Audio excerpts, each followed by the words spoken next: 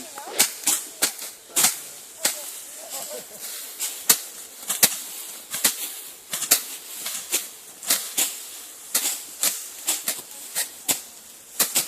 I mean, how low do you want to go? It's up to you.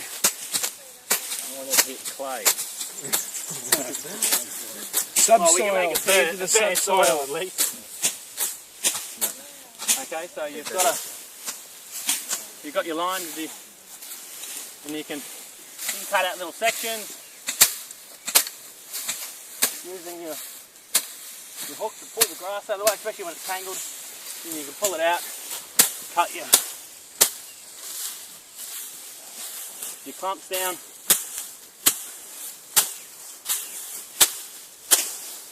Pulling it out of your way.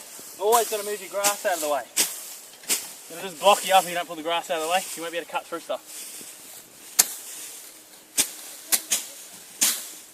Now, you can also use your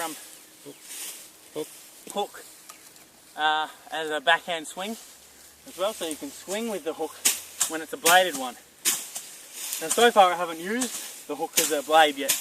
I've only used it as a hand extension. So you can use all what I've done so far with a piece of wood. Make a wood one. Yep. Just a tree branch with a bend in it, with a like. How do you put a hook? Just a hook. There's I mean you can look around, you'll see them everywhere. There's some there on that Wild tobacco. that wild tobacco there. So, but you can also use, if you've got a bladed one, you can also use the hook as well. And you can use two actions. There we go. Cutting with a hook and with the machete. That's what I'm talking about. She would be good in our time maybe. And as you cut through, if you change the angle of your blade, wait a minute, you can drag out the material and throw it away out of the way. Oh. So you don't have to stop. Swing down.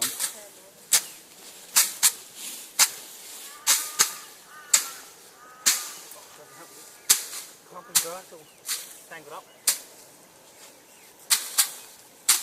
How energy efficient is that? Sorry? How energy I think it's going to be a breakfast.